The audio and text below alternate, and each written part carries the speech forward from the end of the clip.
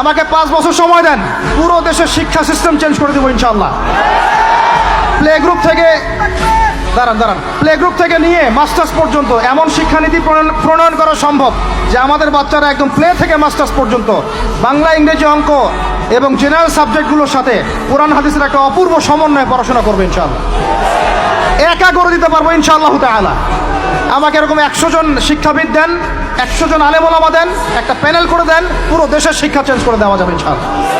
যাদেরকে রেখেছেন এদের মাথায় গোবর আছে, যাদেরকে রেখেছেন এদের মাথায় টাটকা গোবর আছে। বইপত্রগুলোর অবস্থা দেখেছেন? বইপত্রগুলো ঘাটাঘাটি করেছেন? সমকামিতা প্রমোট করছে আমাদের দেশের মধ্যে, ট্রান্সজেন্ডার প্রমোট করছে আমাদের দেশের মধ্যে, আমাদের বাচ্চা কাচ্চা কচি কাঁচা বাচ্চাদেরকে শারীরিক শিক্ষার নামে যৌন শিক্ষা দিচ্ছে। এগুলো আমাদের মুসলমানদের শিক্ষা? এটা চলতে থাকলে দেখবেন অচিরেই কোনো মানুষ বাচ্চাদেরকে স্কুলে পাঠাবে না, এটা অরুচিত হয়ে যাবে। তখন কি হবে? কোটি কোটি স্কুল, কলেজ, বিশ্ববিদ্যালয়ে খা খা করে পড়ে থাকবে, কেউ পাঠাবে না ওখানে। তখন মাদ্রাসার দিকে মানুষ ঝুঁকবে আরো বেশি। আমি তো দাবি জানাই উপরের লেভেল থেকে এমন একটা শিক্ষা ব্যবস্থা প্রণয়ন করা হোক যাতে আমার মাদ্রাসা গড়ার প্রয়োজনই না হয়। ওই সিস্টেম রাষ্ট্রীয়ভাবেই পড়ানো হবে ইনশাআল্লাহ। আপনি মালয়েশিয়ার দিকে তাকিয়ে দেখেন, আপনি এই যে ওয়েস্টার্ন কান্ট্রির মধ্যে অনেক কান্ট্রি আছে, অস্ট্রেলিয়ার মতো জায়গাতে আছে, ব্রিটেনের মতো জায়গাতে আছে, কোনো কোনো ক্ষেত্রে আপনি লেবাননকে দেখেন, ইয়েমেনকে দেখেন, জর্ডানকে দেখেন, কাতারকে দেখেন, সৌদি আরবিয়াকে দেখেন, অনেক কান্ট্রি আছে। ভালো কাজের তো প্রশংসা করতে দোষ নাই, দোষ আছে? এমনকি অনেক পশ্চিমা কান্ট্রিতেও একদম উপর লেভেল থেকে ইসলামিক সিলেবাস প্রণয়ন করা হয়েছে। তার মানে এমন না যে তারা সায়েন্সকে গুরুত্ব দেয় নাই, ম্যাথকে গুরুত্ব দেয় নাই, ফিজিক্স পড়ায় নাই, অ্যাস্ট্রোফিজিক্স পড়ায় নাই, ইকোনমিক্স পড়ায় নাই, বিষয়টা এমন না। তারা ফিলোসফি পর্যন্ত পড়িয়েছে। ঘাটাঘাটি করেন, অনলাইনে সব মজুদ আছে। এমন শিক্ষানীতি প্রণয়ন করা সম্ভব একদম প্লে থেকে নিয়ে মাস্টার্স পর্যন্ত। আমার ছেলে ইমামতিও করবে, এদিকে বিমানও উড়াবে ইনশাআল্লাহ। আমার মেয়ে ডাক্তারও হবে, এদিকে দেখবেন হাফেজাও হবে ইনশাআল্লাহ। একজন মুফতি সাহেব, তিনি ফতোয়াও দিবেন, একই সাথে বিশ্ব অর্থনীতি সম্পর্কেও জানবেন ইনশাআল্লাহ। একজন আর্মি অফিসার, তিনি যেমন সামরিক ক্ষেত্রে লিডার হবেন, তেমনি দেখবেন ফিকহের কিতাব মোতালা করে ফতোয়া দিতে পারছেন ইনশাআল্লাহ। এই যুগটা এটা কোনো মানে স্বপ্নের যুগ নয়, এই যুগটা ছিল এক সময়। বেশি দিন দূরে যেতে হবে না, আপনি 200, 300, 400 বছর পিছনে যান, দেখবেন মুসলমানরা এমন সোনালী যুগ পার করে আসছে।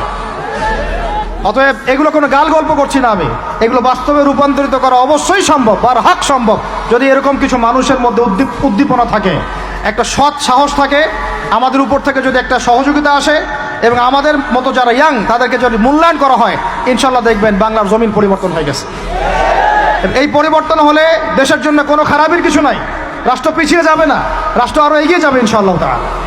আরো ব্যাপার আছে, আপনি মালয়েশিয়ার একটা ক্লাস 10-এর বাচ্চার দিকে তাকান।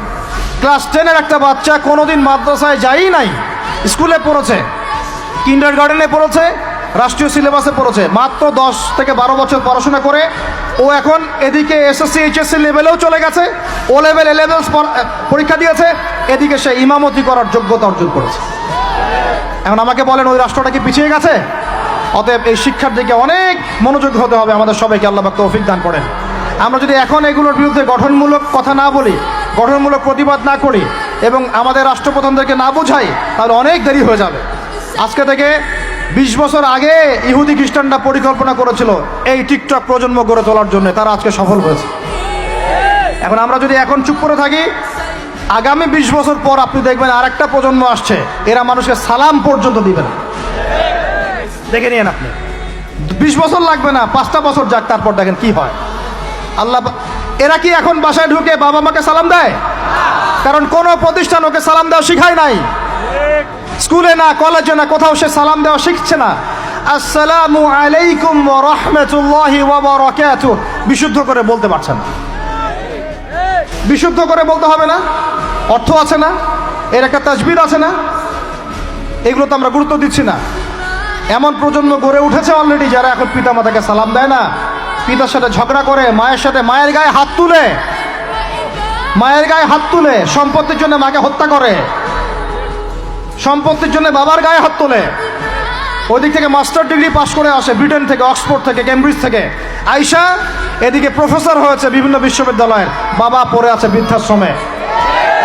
কতগুলো এক্সাম্পল নেবেন? এগুলো আমি কি গাল গল্প করছি? আমি কোনো গাল গল্প করতে এখানে আসি নাই, এগুলো বাস্তবতা।